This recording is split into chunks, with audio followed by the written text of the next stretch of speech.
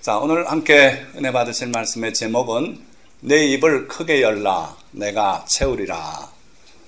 이 말씀을 가지고 설교하기가 상당히 두렵습니다. 왜 그러냐면은 자칫 방향을 잘못 잡으면 기복신앙 또는 욕망을 부추기는 그런 진리에서 벗어난 설교가 될 수 있고, 또 방향을 잘 잡으면은 참 복된 하나님의 축복이 우리에게 다가올 수 있는 그런 기회가 되기 때문에 매우 조심스럽게 오늘 이 말씀을 준비했어요.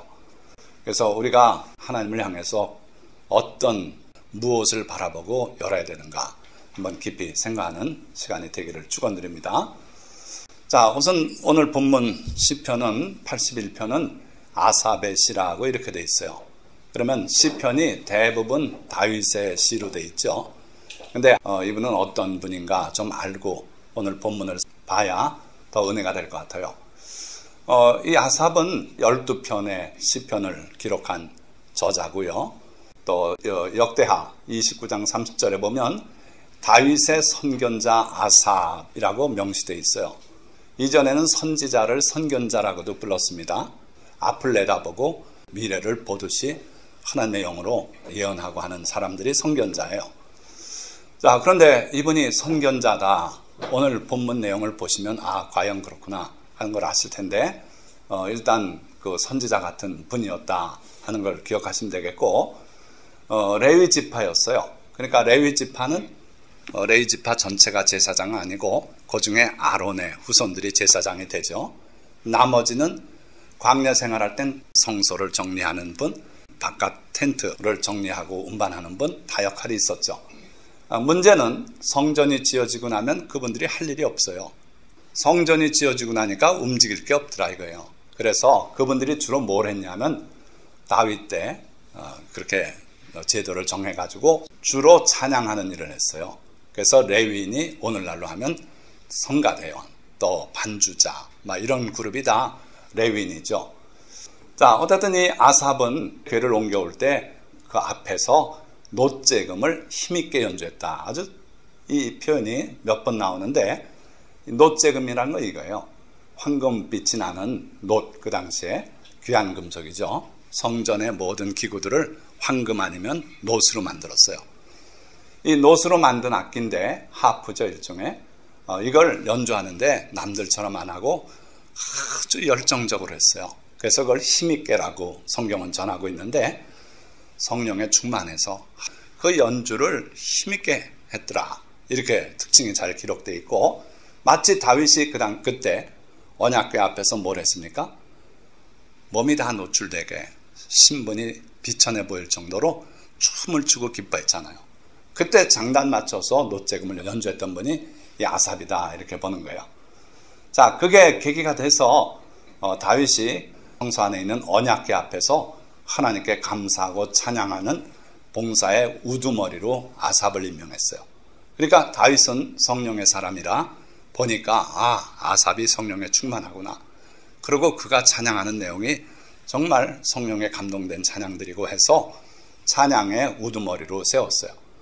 자, 이런 분이다 하는 거 여러분들이 기억하시고, 시편을 읽다가 아삽의 시 하고 나오거들랑 그분이구나. 놋으로 된 재금 하프를 힘있게 타고 성령에 충만해서 그렇게 했던 분이구나. 이렇게 기억하시면 돼요. 자, 오늘 우리가 함께 봉독한 시편 81편 후반에 이 부분, 아삽에게 직접 말씀하신 그 내용을 우리가 함께 은혜를 나누고자 하는 겁니다. 자, 5절 끝에 보니까 이런 말이 있어요. 거기서 내가 알지 못하던 말씀을 들었나니, 하나님을 찬양하는 가운데 하나님의 음성을 듣게 됐다는 거예요. 그래서 그 음성이 내용이 뭔가 하니 이르시되, 여기부터죠. 하나님께서 하시는 말씀이에요. 내가 그의 어깨에서 짐을 벗기고 그의 손에서 광주리를 놓게 하였도다. 여기서 그는 이스라엘 백성들이에요. 때는 언제? 애굽에서 종살이 할 때예요. 그때 하나님께서 그들의 어깨에서 짐을 벗기고 무거운 짐을 지고 엄청난 노력을 하는데, 하나님께서 그들의 어깨에 무겁게 맨 짐을 다 내려놓게 하셨다는 거예요. 그리고 내 백성이다 하고 애굽에서 그들을 인도해 내셨어요. 그때를 하나님께서 기억하시면서 내가 그의 어깨에서 짐을 벗기고 그의 손에서 광주리를 놓게 하였도다. 여성들은 또 광주리에 이것저것 담아서 운반하고 이런 일들을 했단 말이에요. 그러니까 남자든 여자든 하나님께서 자기 백성을 그 심한 노역에서 해방시켰다. 내가 고난 중에 부르짖음에 내가 너를 건졌고 우레소리의 은밀한 곳에서 내게 응답하며 무리바 물가에서 너를 시험하였도다. 하나님이 하시는 말씀이에요. 그들이 고난 중에 부르짖으니까 들으셨고 그러고 건져내셨다는 거예요. 그리고 우레소리의 은밀한 곳에서 내게 응답하며, 이건 시내산 호렙산에서 하나님께서 우레소리 가운데 십계명을 전하고 하셨잖아요. 그때 일을 말씀하시고, 그리고 물이 없어서 다 죽겠다고 원망할 때 그 무리바 거기서 반석을 쳐서 물을 내게 하셨다 하는 거예요. 그러니까 하나님께서 이전에 애굽에서 백성을 인도하고 광야 생활을 하던 그 시대를 기억하시면서 말씀하고 있어요. 하나님께서 이 아삽에게 직접 이 말씀을 들려주셨는데 여러분들은 그런 경험이 있으신지 모르겠어요. 저는 대학생일 때 제가 신앙생활하던 여의도 순복음교회 거기서 세계 오순절대회라고 열렸어요. 그 당시에는 아주 획기적인 큰 국제규모의 회의였는데 세계 각처의 목사님들이 한 2,000명이 모였어요. 그래서 제가 이제 통역으로 봉사하고 하면서 또 성가대로 봉사하고 그랬는데 그 집회 중에 저희가 참여했는데 설교하시던 목사님이 도중에 설교를 끊으시고 하나님의 음성을 받아서 전하기 시작하셨어요. 뭐라고 전하셨냐면 월남이 곧 문이 닫힌다. 내가 너희 6.25 전쟁 후에 너희를 돌본 것처럼 너희도 그들을 불쌍히 여겨서 이제 얼마 안 남은 기간에 빨리 그들에게 복음을 전해라. 그러시면서 말씀하는데 그 여의도 순복음교회 성전 안이 개미 한 마리 움직이지 못하는 장엄한 가운데서 하나님의 그 음성을 그 목사님이 대언을 하는 거예요. 전 그때 이후에 그런 걸 본 적 없고 그때 경험이 지금도 뇌리에 선해요. 그러니까 하나님께서 그렇게 임하셔서 자기 백성에게 말씀하는 그런 일을 지금 아삽에게 하나님이 하신 거예요. 그때 하나님께서 자기 백성들에게 이렇게 말씀하셨다는 거예요. 내 백성들이여 들으라. 내가 내게 증언하리라. 이스라엘이여 내게 듣기를 원하노라. 하나님이 제일 기뻐하시는 것은 자기 백성이 하나님의 말씀을 귀담아 듣고 순종하고 하나님의 말씀대로 사는 거예요. 그래서 그때나 지금이나 하나님은 늘 들으라고 말씀해요. 들어라. 내가 가장 원하는 것은 너희가 내 음성을 듣는 것이다. 자, 그러시면서 이제 오늘 우리 본문으로 봉독한 핵심적인 내용을 말씀해요. 너희 중에 다른 신을 두지 말며 이방신에게 절하지 말지어다. 하나님은 우리에게 10계명도 이 계명부터 주신 거 아니에요? 나는 너희를 애굽에서 인도하여 낸 너희 하나님 여호와다 하시면서 내 앞에 다른 신을 두지 마라. 그게 첫째 계명이에요. 그러니까 하나님은 항상 우리에게 다른 신을 두지 말고 이방신에게 절하지 말라.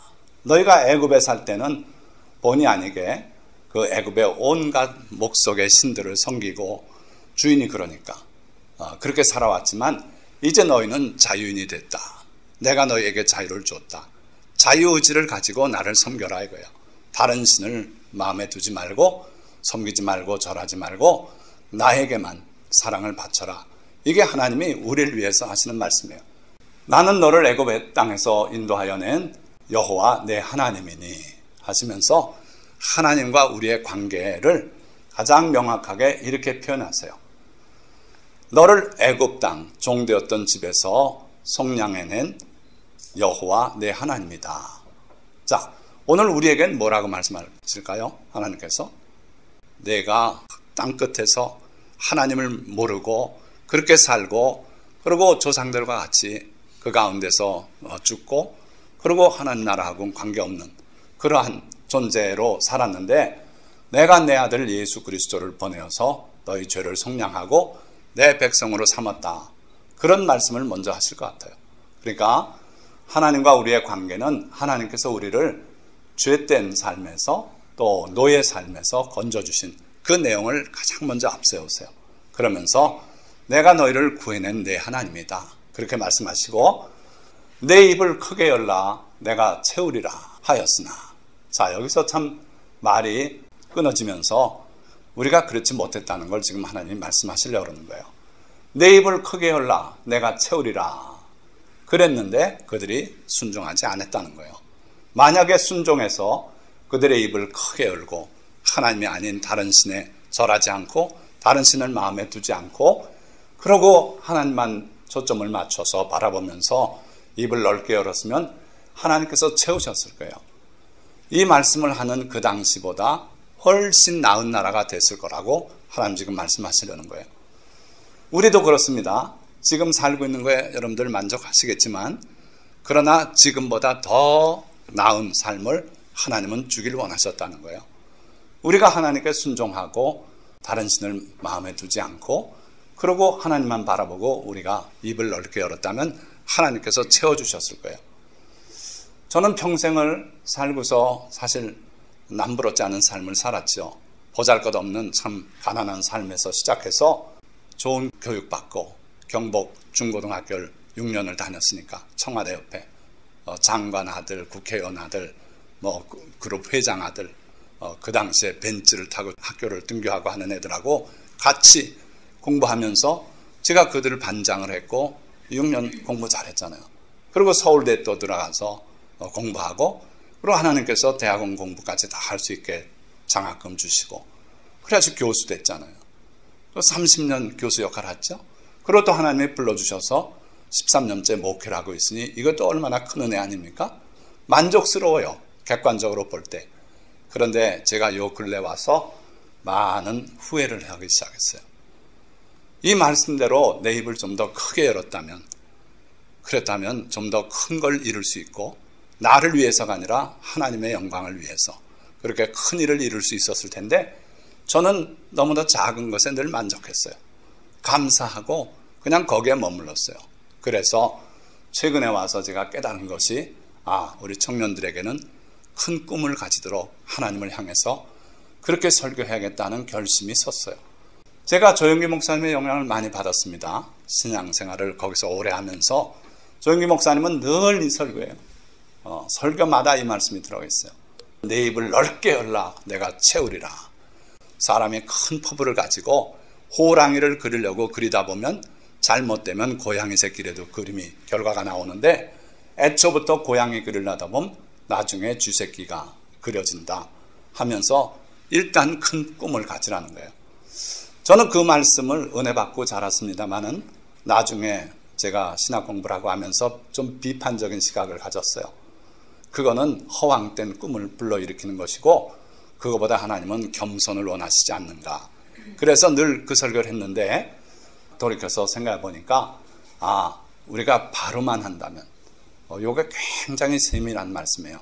조금 이따 우리 또 볼 텐데 하나님의 뜻대로만 우리가 초점을 잘 맞춰서 입을 크게 열면 하나님이 채우시고 하나님이 영광 받으시고 또 우리가 복된 삶을 사는 거예요. 그래서 잘못하면 기복신앙을 부추기고 잘못하면 욕망을 불러일으키는 설교가 될 수 있지만 초점을 잘 맞추고 하나님의 말씀을 잘 구분할 수 있으면 참으로 복된 말씀이다 이거예요. 하나님의 영광을 위해서 여러분들의 입을 크게 열고 그러고 하나님이 채워주시는 그런 복을 누리시기를 축원드립니다. 자, 여기 아기가 뭘 보고 있어요? 아빠를 보잖아요. 그러니까 우리가 입을 크게 열고 뭔가 소망을 가지고 하되 주시는 분의 초점을 맞추면 이게 기복신앙이 아니에요. 그러고 복된 꿈을 꾸는 것인데 잘못해서 여기다 초점을 맞추면 이 짐승들처럼 부모가 물고 오는 먹이에만 관심을 두면 이거는 잘못하면 타락된 욕망에 불과한 그런 경우죠. 하나님께서 우리 보고 입을 크게 열라고 하실 때 채우실 능력이 있으신 하나님으로서 명령하는 거예요. 그래서 그 바로 앞에 뭐라 그랬습니까? 나는 너희를 애굽에서 구원한 여호와 내 하나님이다. 그걸 먼저 앞세우시고 그러고 이어서 내 입을 크게 열라고 말씀하는 거예요. 애굽에서 이스라엘 백성을 건져낸다는 게 상식적으로는 말이 안 되는 겁니다. 그 당시에 애굽은 세계 최강의 제국이었고 막강한 권력을 가지고 있었어요. 엄청난 군사력이 있었고, 근데 그들 가운데 노예 생활하고 있는 이스라엘 사람을 무슨 힘으로 건져냅니까? 근데 하나님이 건져내셨잖아요. 10가지 재앙을 베풀고, 그리고 마지막에는 쫓아오는 그 애국 군대를 홍해 안에 수장을 하고 끝내셨잖아요. 다시는 애국 군대가 못 쫓아오게 했어요. 그래서 이스라엘 백성이 광야 생활을 하면서도 마음 편히 했어요. 그렇지 않고 애국 군대가 그냥 존재했다면 언제 올지 몰라요. 불안 속에 살 수밖에 없었어요. 근데 하나님께서 그렇게 해서 뒤끝도 깨끗하게 끝내시고, 그러고 자기 백성을 향해서 내 입을 크게 열라고 그렇게 말씀하셨다는 거예요. 그런데 하나님의 백성들은 세우리라 하였으나 그 명령에 순종을 못했어요. 보세요. 뭐라 그럽니까? 내 백성이 내 소리를 듣지 아니하며 이스라엘이 나를 원하지 아니하였도다. 입을 크게 열라고, 내가 채우겠다고 하나님께서 채울 계획까지 다 가지시고 말씀하셨는데, 유감스럽게 하나님의 백성은 내 소리를 듣지 않았다 그랬어요. 그걸 무시했어요. 그러고 나를 원하지 아니하였다. 이럴 수가 있습니까? 하나님은 온갖 사랑과 능력을 가지고 구출해 냈는데 이스라엘 백성은 하나님을 원치 않았대요. 자기들이 가나안 땅에 들어가 좀 살만하니까 아름다운 집을 짓고, 짓지도 않았어요. 이미 지어진 건물을 그대로 차지했고, 자기들이 채우지 않은 그런 모든 물건이 가득 찬 집을 얻었고, 자기들이 심지 않은 포도원을 얻었고, 이렇게 됐더니 그들이 하나님이 필요 없대요. 애굽에서 나올 땐 필요했지만, 광야에서 먹을 거 없을 땐 만나 내려주시니까 필요했지만, 이제 가나안 땅에 들어와서 자리 잡으니까 필요 없다는 거예요. 우리 오늘 그리스도인들도 이런 자세로 많이 살아요. 어려울 땐 기도합니다. 눈물을 뿌리고 기도해요. 직장 달라고 기도하고요. 쌀떡에 쌀이 비었다고 부르짖고 기도하고. 그런데 삶이 안정되니까 이제는 하나님 괜찮습니다. 내 월급 한 달에 얼마 매달 나오고요. 걱정할 게 없습니다. 그리고 하나님을 원치 않아요. 그래서 하나님이 하신 일은, 그러므로 내가 그의 마음을 완악한 대로 버려두어, 하나님 필요 없다고 하는 마음을 하나님은 완악한 마음이라 그랬어요. 하나님을 그 사랑의 하나님, 은혜 베푸시고 능력을 베풀어서 구해낸 하나님을 이젠 필요 없다 그러니, 부모님 이제 필요 없습니다. 저희끼리 살겠습니다. 부모님하고 관계없이 살겠습니다. 이런 마음을 하나님은 완악한 마음이라 그랬어요. 그래서 완악한 대로 버려두셨다 그랬어요. 그리고 그의 임의대로 행하게 하였도다. 하나님께서 간섭하실 때가 좋아요. 하나님께서 여러분들의 양심에 너 오늘 왜 교회 안 갔냐고 찔릴 때가 좋은 거예요. 나중에 그게 습관이 돼서 하나님의 음성이 더 이상 안 들려올 때는 끝난 사람이에요. 그러니까 이스라엘이 하나님을 원치 않을 때 하나님께서 그들의 완악한 마음대로 버려두셨어요. 그렇게 되면 어떻게 됩니까? 결국 그 나라가, 그렇게 부강했던 나라가 주변에 여러 나라들을 다스리고 조공을 받던 그 유다 왕국이 멸망하잖아요. 이 북쪽 이스라엘들 멸망하지 않았습니까? 그리고 다시 세운 나라가 또 로마 제국에 멸망당해요. 이제 다시 세웠어요. 하나님께서 그들의 그 지나간 죄를 용서하시고 다시 옛날 땅에 나라를 세우셨어요. 인류 역사에 이런 나라가 없습니다. 나라가 송두리째 없어지고 온 세계에 흩어졌던 민족이 딴 데도 아니라 그 자리에 다시 나라를 세운, 그것도 2번이나 하나님의 능력이에요. 우리도 항상 명심하셔야 돼요. 하나님을 바라보고 하나님의 계명을 존중하고 하나님의 뜻대로 살려고 노력하면 하나님이 함께 하시고 돌보시고 지켜주시고 복 내려주시고, 그런데 하나님 필요 없다고 이렇게 살 땐 하나님이 내버려 두시고 그대로 어떻게 되는가 보자. 결국은 이렇게 되고 마는 거죠. 자, 그 백성들을 향해서 하나님께서 다시 회개를 촉구하시는 거예요. 내 백성아 내 말을 들으라. 이스라엘아 내 도를 따르라. 이건 같은 말을 2번 반복하신 겁니다. 하나님의 독특한 어법이에요. 심지어 3번까지 말씀한다 그랬어요. 내 백성 이퀄 이스라엘이고 내 말을 들으라. 그리고 내 도를 따르라. 이게 같은 순종을 말하는 거예요. 그래서 하나님께서 자기 백성에게 요구하는 것은 순종해요. 하나님의 말씀을 듣고 그대로 사는 거예요. 그걸 하나님이 요구하신다 이거예요. 그리하면 내가 속히 그들의 원수를 누르고 내 손을 돌려 그들의 대적을 치리니, 하나님의 음성을 듣고 하나님의 말씀대로 순종하고 살면은 하나님께서 개입해서 우리의 원수를 다 눌러주시고 그리고 대적들을 치시겠다는 거예요. 하나님이 우리 편이 돼서 싸워주시겠대요. 안 그러면 우리 실력으로 한번 해보라고 내버려 두시는 거예요. 그러니까 여러분들이 항상 하나님의 음성에 귀를 기울이고 성경 읽는다는 게 그 뜻이에요. 성경을 읽는 가운데 성령께서 감동을 주셔서 여러분들이 하나님의 음성을 듣게 돼요. 그렇게 되고 그 말씀에 순종하게 되고, 그럴 때 여러분들은 하나님이 여러분들 편에 서서 지켜주시고 싸워주시겠다는 거예요. 또 내가 기름진 밀을 그들에게 먹이며 반석에서 나오는 꿀로 너를 만족하게 하리라. 그러니까 하나님의 백성에게 약속하신 최소한의 복은 이거예요.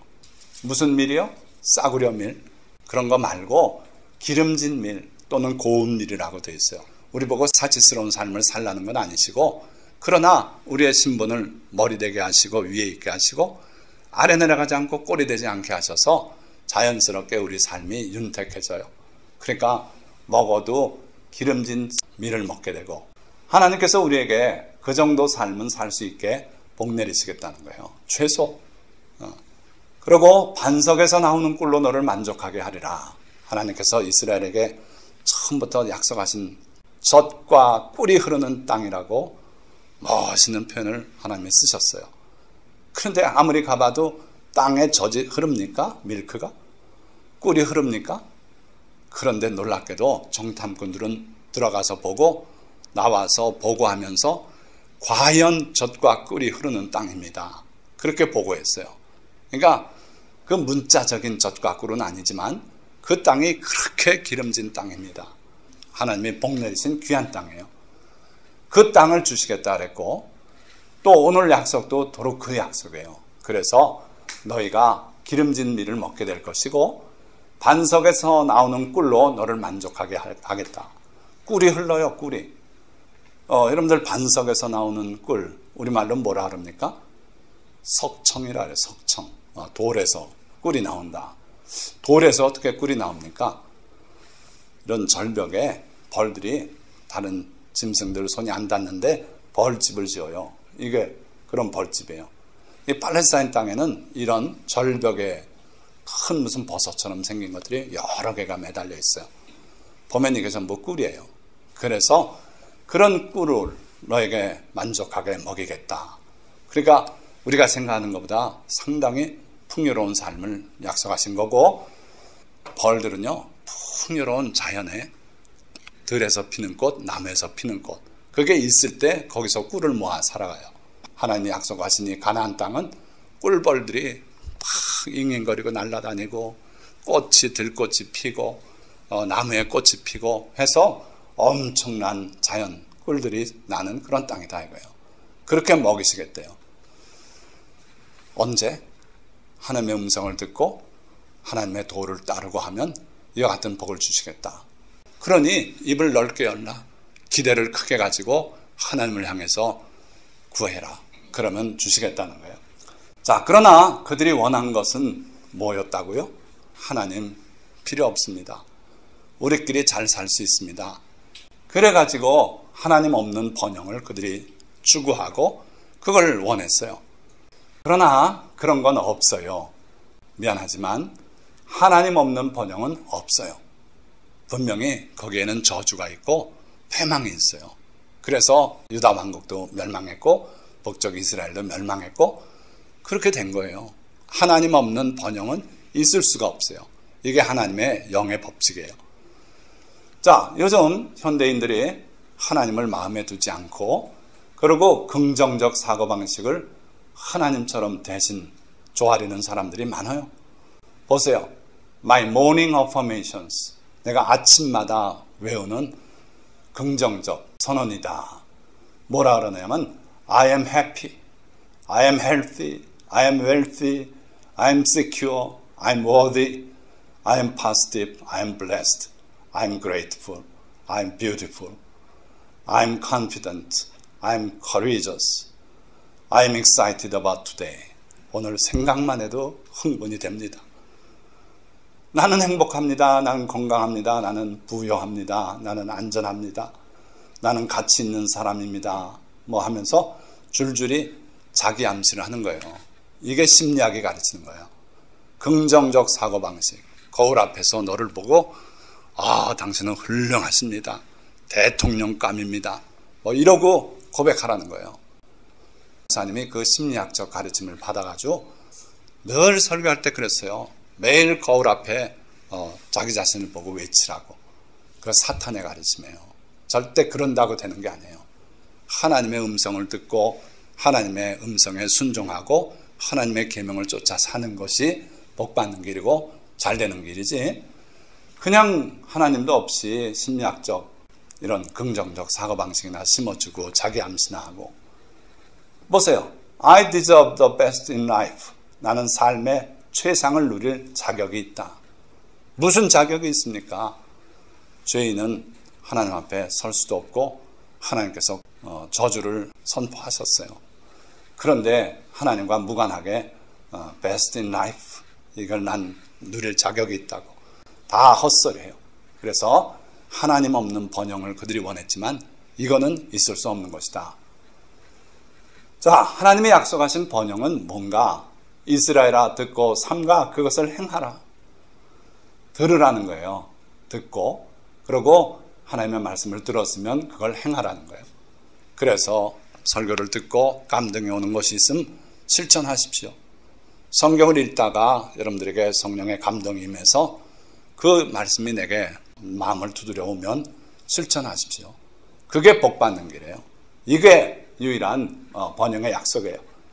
그리하면 내가 복을 받고 내 조상들의 하나님 여호와께서 내게 허락하신 것 같이 젖과 꿀이 흐르는 땅에서 내가 크게 번성하리라. 하나님의 약속이에요. 언제? 듣고 삼가 그것을 행하면, 그러면 내가 복을 받고 젖과 꿀이 흐르는 그 땅에서 내가 크게 번성할 것이다. 이게 우리가 번성하는 유일한 길이다 하는 걸 기억하시기 바라요. 자, 예수님도 그랬어요. 내 양은 내 음성을 들으며 나는 그들을 알며 그들은 나를 따르느니라. 주의 음성을 듣지 않는 사람은 주님의 제자도 아니고 그리스도인도 아니에요. 그냥 생명보험 들듯이 혹시 천국에 있을지 모르고 지옥에 있을지 모르니 안전빵으로 대놓고, 그러고 내 마음대로 살고, 그러다 혹시 내가 세상 떠나면 지옥 안 떨어지고 천국 가면 좋지, 그 정도로 믿는 건 믿는 게 아니에요. 주님의 음성을 들을 수 있어야 그 사람이 그리스도인이다 이거예요. 주의 음성 들어보셨습니까? 마음속에 잔잔하게 하시는 경우도 있고 또 번개치듯이 하는 경우도 있고, 성경 말씀을 읽을 때 그게 나에게 감동으로 다가오기도 하고, 이게 다 주님이 말씀하는 음성이에요. 그 음성을 여러분들이 들을 때, 그리고 주님을 따를 때, 그때 여러분들은 참된 그가 된다 하는 거죠. 자, 두 번째, 내가 채우리라. 이게 뭘 의미하냐면 우리의 마음의 소원을 이루어 주시는 하나님을 의미하는 거예요. 언제 그렇습니까? 주의 음성을 들을 때. 여러분들이 주의 음성을 듣고 말씀을 읽을 때 감동이 오고 그런 상태에 있다면 여러분들이 품는 소원은 선한 소원이 돼요. 반드시 그래요. 주의 음성을 듣고 있는데 그 사람이 엉망인 그런 꿈을 품겠습니까? 그렇지 않아요. 그래서 주의 음성을 듣는 그런 삶을 살면서 여러분들의 마음의 소원이 형성이 되면 주님 앞에 담대하게 입을 열고 구하십시오. 기도하는 거예요. 그러면 그 소원대로 주님이 이루어 주시겠다는 거예요. 자, 시편 20편 4절에 내 마음의 소원대로 허락하시고 내 모든 계획을 이루어 주시기를 원하노라. 축복 구절 가운데 이 구절이 있어요. 그렇죠? 내 승리의 그 소식으로 인해서 우리가 함께 깃발을 날리기를 원한다. 이런 내용이 있잖아요. 그러니까 여러분들의 마음에 소원이 있고 그 소원이 명확할 때 주님께서 그 소원을 보기를 원하세요. 어떻게 주님께 보여드립니까? 기도로 보여드리는 거예요. 정말 내 마음속에 진정한 소원이 잉태됐다면 그 소원을 주님께 기도로 하려면 주님이 들으시고 그게 입을 넓게 여는 거죠. 그러면 주님이 채워주세요. 그 소원을 이루어 주시겠다는 거예요. 또 여호와를 기뻐하라. 그가 내 마음의 소원을 내게 이루어 주시리로다. 시편 37편 4절. 세상에 원망할 일이 너무 많고 속상할 일이 많은데 그것 때문에 속상해하지 말고 네가 할 일은 따로 있다. 여호와를 기뻐해라. 너를 사랑하시고 너를 위해서 일하신 그 하나님을 기뻐해라.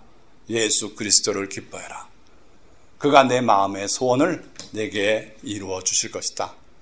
우리의 소원을 이루어 주시겠다는데 기뻐해야죠. 그렇죠? 세상에 꼴보기 싫은 그 일 때문에 그것 때문에 투정 부릴 필요 없다는 거예요. 이쪽을 보거라. 하나님이 너를 사랑하시고 너를 기뻐하시고 하니 너도 주님을 사랑하고 기뻐해라. 그러면 내 마음의 소원을 이루어 주실 것이다. 자, 여러분들의 소원이 있다면 분명하게 열정이 생겨요. 소원이 있는데 열정 없이 기진맥진하고 자빠져 있는 사람 없어요. 여러분들 마음속에 진정한 선한 소원이 있다면 그걸로 인해서 열정이 생겨요. 저는 말씀에 대해서만은 열정이 확실해요. 딴 건 모르겠어요. 그러나 하나님의 진리의 말씀을 전하고자 하는 열정은 예나 지금이나 제게 여전해요. 그래서 이 설교 한 편을 하기 위해서 일주일을 여기다 투자합니다. 그리고 동영상까지 만들어서 유튜브에까지 올리는 것으로 그 한 일정이 끝나요. 일주일 내내요. 이 진리의 말씀을 또 묵상하고 제가 틀 잡고 해보고 또 기도하고 이러면서 말씀을 자꾸 다듬어요. 숙성을 시켜요. 어쨌든 말씀 하나를 완성하기 위해서 열정적으로 해요.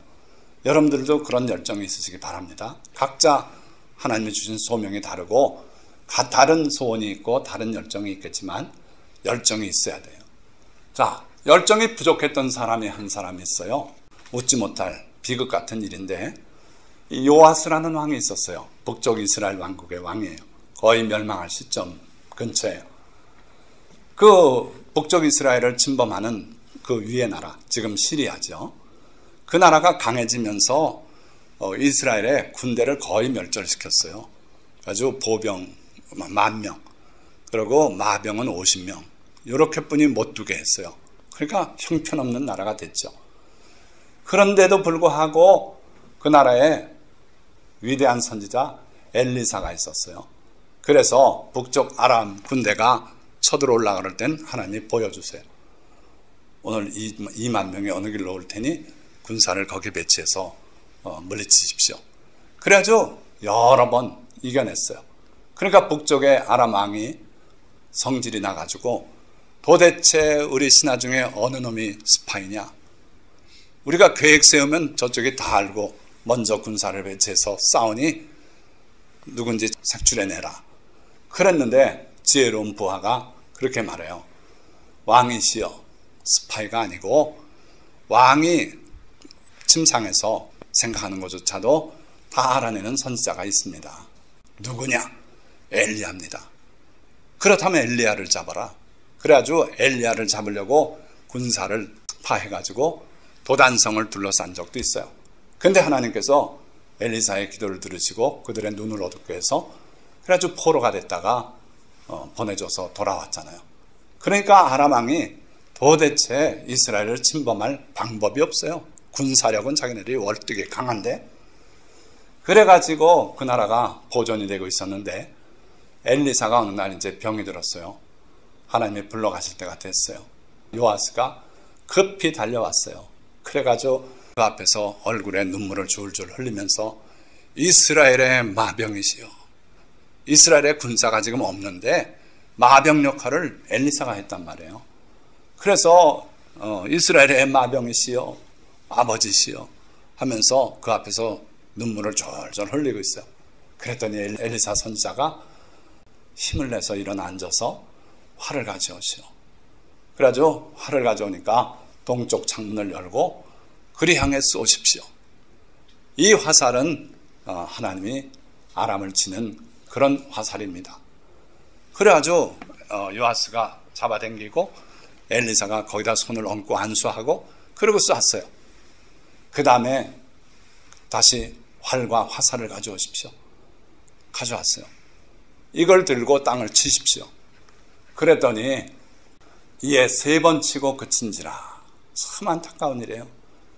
이 요아스가 엘리사를 의지해서 엘리사를 자기 국력처럼 생각하고 그러고 와서 통곡도 하면서 했는데 땅을 3번만 치고 마른 거예요.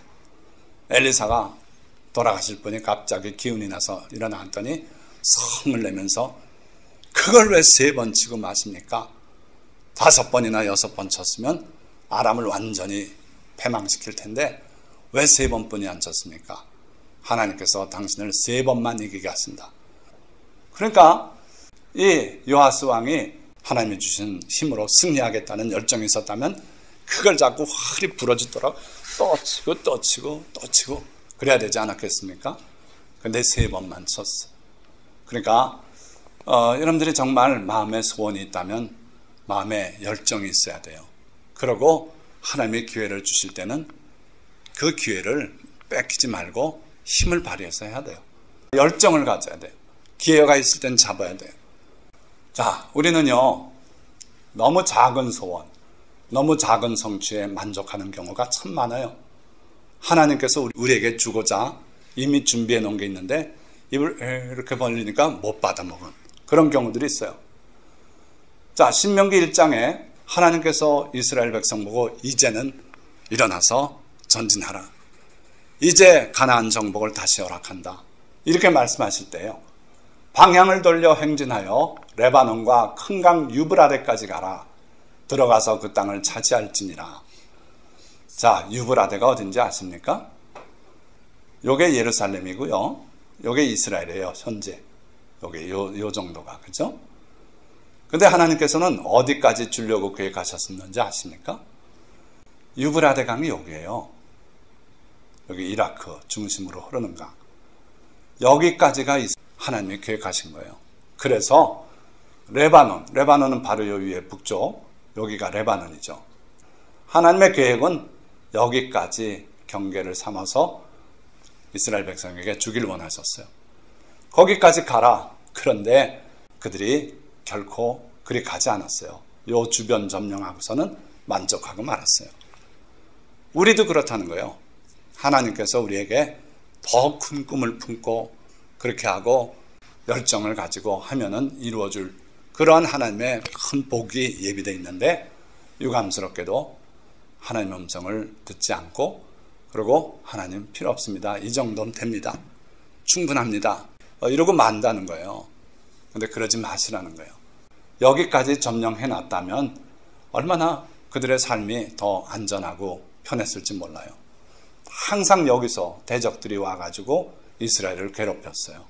그러니까 하나님의 그 큰 꿈을 여러분들이 성령의 감동으로 말씀을 읽다가 설교를 듣다 감동으로 받으셨으면 실천하시기 바라요.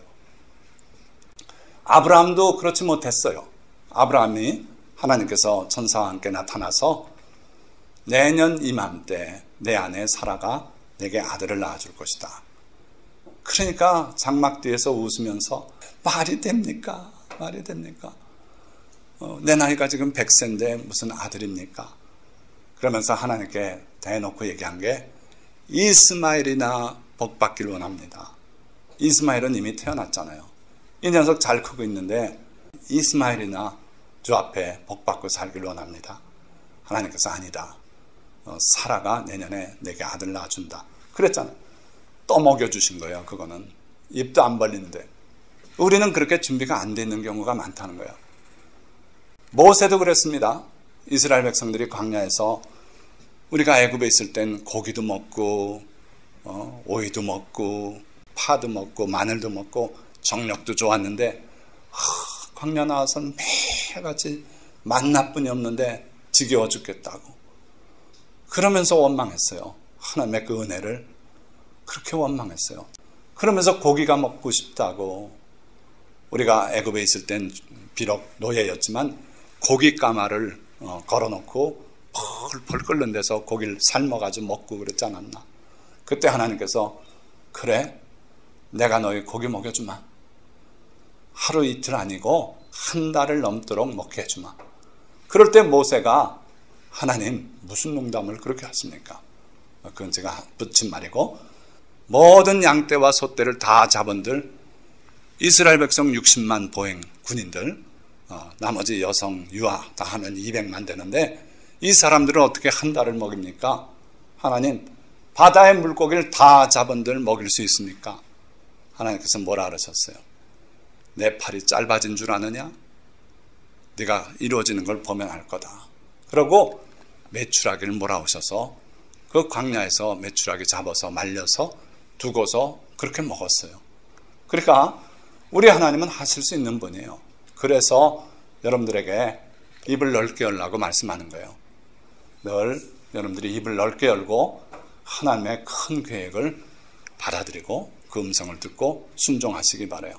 그러면 여러분들을 높이시고 여러분들을 통해서 하나님의 영광 받으시는 거예요. 여러분들이 하나님의 말씀 듣고 그렇게 순종해야 하나님의 영광 받으세요. 너희가 열매를 많이 맺으면 아버지께서 영광을 받으실 것이라고 주님 말씀했어요. 여러분들이 이런 큰 기적들을 많이 체험하고 그럴 때 하나님의 영광 받으시는 거예요. 자, 크게 벌린 입이 혹시 탐욕이 아닌지 우리가 한번 생각하고 오늘 설교를 예를 하나 드리고 마치려고 해요. 그럼 어떻게 해야 우리가 크게 벌린 입이 하나님이 약속하신 그 복된 벌림이 될까요? 그림 가지고 설명드릴게요. 자, 얘도 그렇고 뭘 지금 엄마 아빠가 먹여주는데 보는 건 어딜 봅니까? 사람은요 만물의 영장이에요. 그래서 자기에게 먹을 걸 주는 엄마나 아빠를 바라봐요. 자, 여기에 이 사진 잘 보세요. 길거리 개들인데 이 아저씨가 가다가 뭘 먹을 걸 주고 있어요. 이 아저씨 고맙다고 바라보는 개 있습니까? 없어요. 여기도 보세요. 한 마리라도 이 여인을 바라봅니까? 안 바라봐요. 이것 차이예요. 우리가 주시는 그분을 바라보고 있는가? 그렇지 않으면 주시는 그것, 그러니까 물질, 그것만 보고 있는가? 이게 우리가 벌리는 입이 진정 하나님을 향해서 벌리는 입이 될 수도 있고 탐욕이 될 수도 있다 이거예요. 그러면 우리가 갖는 그 큰 꿈, 이것이 진정으로 하나님을 향해서 하나님이 복주기 원하는 그런 복된 입이 되려면 어떻게 하셔야 된다고요? 하나님을 향해야 돼요. 하나님을 향하려면 그분의 음성을 들어야 돼요. 그분이 내게 뭘 원하시는지를 알아야 내 소원이 그분을 향해서 그분을 기쁘시게 하기 위해서 그분의 영광을 위해서 벌릴 수 있다 이거예요. 자, 마지막 예를 하나 들고 설교를 마칩니다. 사람과 하나님을 감동시킨 다윗의 꿈이에요. 다윗이 시편에 이렇게 쓴 적이 있어요. 내가 이루지 못할 큰 일을 꿈꾼 적이 없고 그걸 노력한 적이 없습니다. 나는 젖된 아기처럼 어머니의 품에 있는 젖된 아기처럼 늘 마음이 평안하고 그렇습니다. 그럼 뭘 얘기하냐면 정복하겠다고 제국의 꿈을 꾸고 이렇게 해서 사람들을 막 동원하고 이런 식으로 안 했다는 거예요. 다윗은 늘 평안한 마음으로 하나님만 바라보고 하나님께 예배하고 이러고 지금까지 살아왔는데 하나님이 다 이루어주시고 그렇게 했다는 거예요.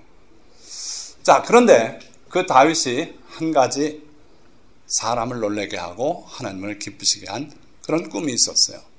뭘까요? 제가 설교를 위해서 다 묵상하고 여러 사람을 다 한번 짚어봤어요.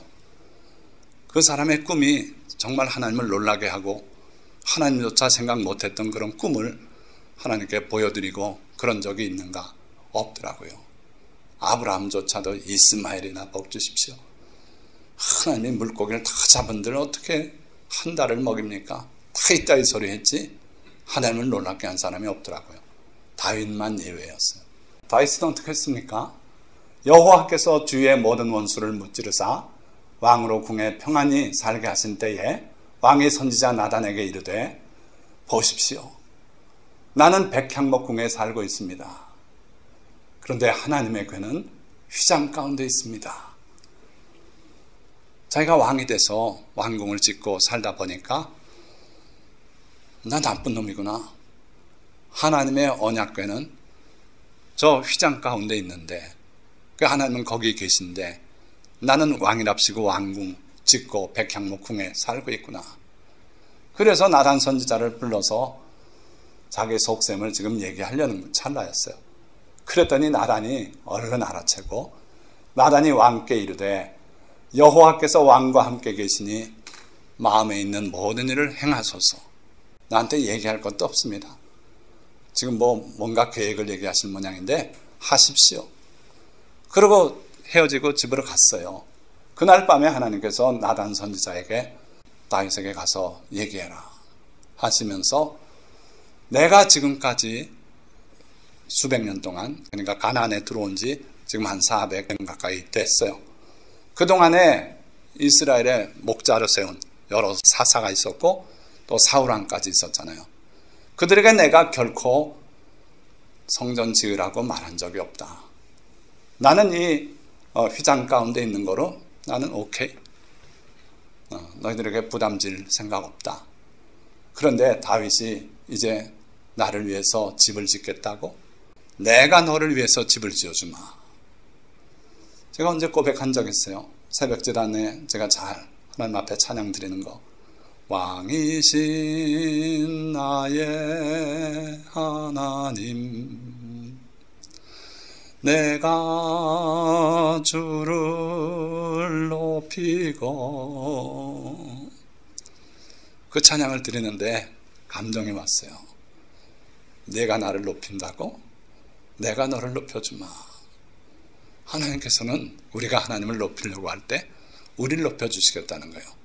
똑같은 원리로 다윗이 하나님의 집을 짓겠다고 할 때 내가 내 집을 지어주마. 다시 말하면 네 왕권을 세워주마.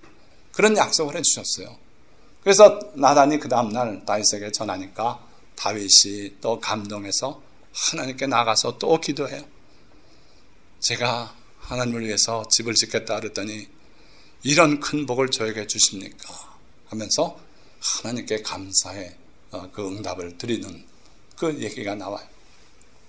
자, 그러니까 하나님을 위해서 여러분들이 큰 꿈을 꾸시기 바라요. 하나님의 나라와 그 의를 위해서 꾸는 큰 꿈은 하나님이 감동하세요. 그래서 여러분들이 이 다윗처럼 그런 사람들이 되시기 바라요. 여러분들 일신을 생각하면 그냥 수수하고 평범하게 살면 그만이에요. 그런데 제가 인생을 다 거의 살고 나서 생각해 보니까 하나님을 위해서 더 큰 꿈을 꾸었으면 좋았겠다. 내가 대학교 1학년 때 하나님이 부르실 때 땅끝까지라도 가겠다고, 선교사가 되겠다고, 부르시면 하겠다고 그렇게 자원하고 집회에 나섰는데 제가 선교하러 나간 적이 없어요. 하나님이 안 부르셔서. 그런데 내가 열정을 품고 그 꿈을 내가 이루겠다고 하나님께 매달려 기도했다면 왜 기회를 안 주셨겠습니까? 그러니까 여러분들이 좋은 꿈을 꾸고 열정을 품으시고 기도하시기 바라요. 그럼 하나님께서 여러분들을 들어 쓰실 줄 믿습니다. 말씀을 맺습니다. 여호와 하나님은 자기 백성을 종되었던 애굽에서 건져내신 능하신 하나님이세요. 그런데 그 하나님께서 자기 백성들에게 입을 크게 열라고 명하셔요. 이건 명령이에요. 열어줄래가 아닙니다. 입을 크게 열어라. 그리고 그렇게 크게 열면은 채우시겠다고 약속하셨어요. 그러나 너무 많은 사람들이 주님과 무관한 번영을 추구하며 너무 작게 연 입으로 주님을 바라봐요. 주님의 음성에 귀를 기울이고 주님의 도를 지키며 주님을 향해 입을 크게 벌릴 줄 알아야겠어요. 그러니까 여러분들은 큰 꿈을 가지시고 입을 크게 열고 그렇게 해서 하나님이 쓰시고자 할 때 큰 일을 할 수 있는 그런 사람들이 다 되시길 바라요. 자, 그러면 주님은 우리의 입을 채우실 것이며 그로 인해 합당한 영광을 받으실 것이에요. 하나님의 영광을 받으시기 위해서 입을 찢어지게 여시기 바랍니다. 네, 아멘. 기도하겠습니다.